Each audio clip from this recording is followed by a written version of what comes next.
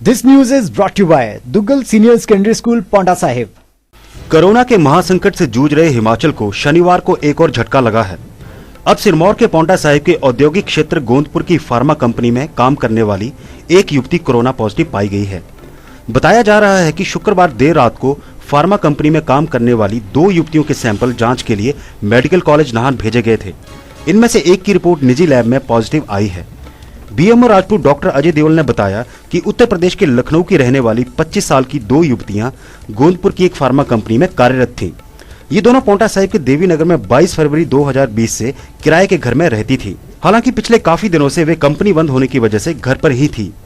इनमें से एक युवती ने एक निजी लैब में कोरोना टेस्ट करवाया था, जिसकी गुड़गांव से देर रात रिपोर्ट पॉजिटिव आने के बाद प्रशासन ने एहतियात के तौर पर दोनों को देर रात करीब 2 बजे मेडिकल कॉलेज नाहन में आइसोलेशन में रख दिया। उन्होंने बताया कि शनिवार सुबह करीब 7 बजे दोनों युवतियों के सैंपल CRI कसौली भेजे गए हैं, जिनकी रिपोर्ट शाम तक आने के बाद ही कोरोना संक्रमण की पुष्टि हो पाएगी। शिक्षा के क्षेत्र में तेजी से उभरता नाम Duggal career senior secondary school Paonta Sahib, जो अभिभावकों व विद्यार्थियों की पहली पसंद बन चुका है। राष्ट्रीय पुरस्कार से सम्मानित RK दुग्गल के कुशल मार्गदर्शन में स्कूल निरंतर नए आयाम स्थापित कर रहा है। स्कूल के कोऑर्डिनेटर नरेश शर्मा बताते हैं कि स्कूल में गुणवत्तापूर्ण शिक्षा के साथ साथ विद्यार्थियों को JEE, NEET, NDA, NTS जैसी विभिन्न कॉम्पिटिटिव परीक्षाओं के लिए भी तैयार किया जाता है। हर वर्ष आयोजित होने वाली साइंस इंग्लिश ओलंपियाड में भी भागीदारी सुनिश्चित करवाई जाती है। शिक्षा के साथ साथ खेलकूद में भी विद्यार्थी जौहर दिखा रहे हैं। आगामी सत्र के लिए रजिस्ट्रेशन शुरू, तो अपने बच्चों के सुनहरे भविष्य के लिए आज ही रजिस्ट्रेशन करवाएं। आज हमारा देश जो है उस कोरोना की महामारी से गुजर रहा है और इसका प्रभाव हिमाचल प्रदेश पे भी पड़ा हुआ है। आज हमारे सभी लोग जो है घर में कैद होकर के रह गए हैं। इस संकट की घड़ी में मैं आपका नुमाइंदा होने के नाते मैं आपके साथ खड़ा हूँ। किसी को भी कोई दिक्कत कोई परेशानी होगी, चाहे वो सरकारी है चाहे निजी है, वो मेरे से टेलीफोन पे संपर्क कर सकते हैं। और मेरा संदेश भी है आप लोगों को कि कोशिश करें कि वे घर से बाहर ना निकलें। अगर बहुत ही ज़रूरी काम हो तभी घर से निकलें, और घर से अगर निकले तो मास्क पहन करके निकलें और एक सोशल डिस्टेंसिंग का ध्यान रखें कि एक दूसरे व्यक्ति के बीच में कम से कम 1.5 से 2 मीटर का जो है वो फासला होना चाहिए। मैंने विधायक निधि से 5 लाख रुपए जो स्वास्थ्य सुविधाएं हैं, स्वास्थ्य की चीज़ें हैं जो कोरोना से संबंधित हैं, उनके लिए 5 लाख स्वीकृत किए हैं।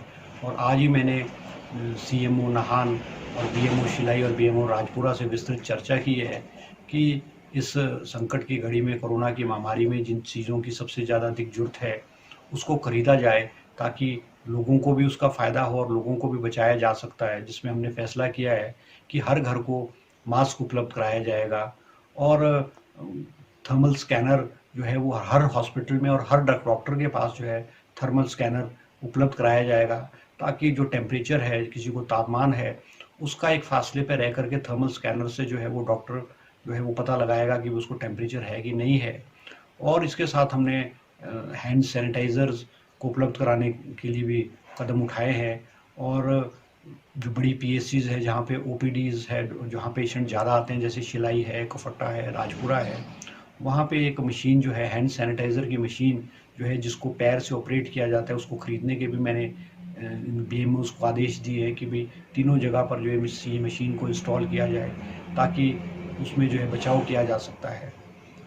मैंने पिछले कुछ अरसे में जो भी अपने क्षेत्र की समस्याएं थी, जो इस प्रदेश के अंदर और प्रदेश के बाहर लोग फंसे थे, उनको सरकार के समक्ष उठाया है और हमने कोशिश की है। लोग अपने घरों में आए हैं और बहुत सारे लोग आए भी हैं, और अब जो लोग रह गए हैं हम उम्मीद करेंगे कि आने वाले समय में उनको भी तुरंत घरों को वापस लाया जाए।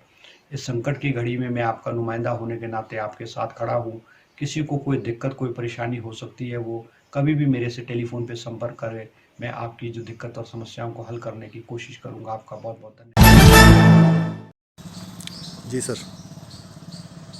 आज जो दुनिया में कोरोना की महामारी का जो माहौल चला हुआ है, जो ये बीमारी फैल रही है, इसमें मैं अपने प्रदेशवासियों से यही कहना चाहूँगा कि घर से तभी निकलें अगर कोई ज़रूरी काम हो, क्योंकि जितना हम घर से कम निकलेंगे उतने ही ज़्यादा हम इसके ऊपर रोकथाम कर पाएंगे। आज के समय में जो प्रशासन हमें बता रहा है, जैसे वो हमको दिशा निर्देश दे रहा है, हमको उसका पालन करना पड़ेगा। साथ में अगर हमको घर से निकलना है तो कृपया मास्क लगाकर निकलें, ताकि हम इस महामारी से बच सकें। हाथों को सैनिटाइज करें और सोशल डिस्टेंसिंग का ध्यान रखें। और हो सके तो जो हमारे बुज़ुर्ग हैं, जो 60 साल से ऊपर के जो हमारे बुज़ुर्ग हैं, वो कृपया अपने घरों में रहें, बच्चे घरों में रहें, ताकि हम इस महामारी से बच सकें। हिमाचल परिवार को और आपको मैं मुबारकबाद दूंगा कि आप ऐसे समय में भी जो रिपोर्टिंग कर रहे हैं, प्रदेशवासियों को सब अवगत करवा रहे हैं न्यूज़ से, उसके लिए मैं आपकी सराहना करूंगा, मुबारकबाद दूंगा आपको।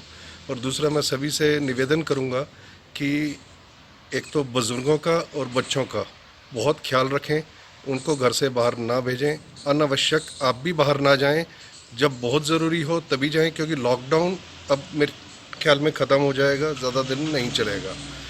पर हमें खुद से सारी जो भी निर्देश हैं उनका पालन करना है और अच्छे से सारी चीज़ों का जो भी हो हमने इस्तेमाल करना है, चाहे वो मास्क हो, हैंड सैनिटाइज़र हो, सोशल डिस्टेंसिंग हो, इन चीज़ों का बहुत ख्याल रखें और बाहर तभी निकलें जब बहुत ज़रूरी हो।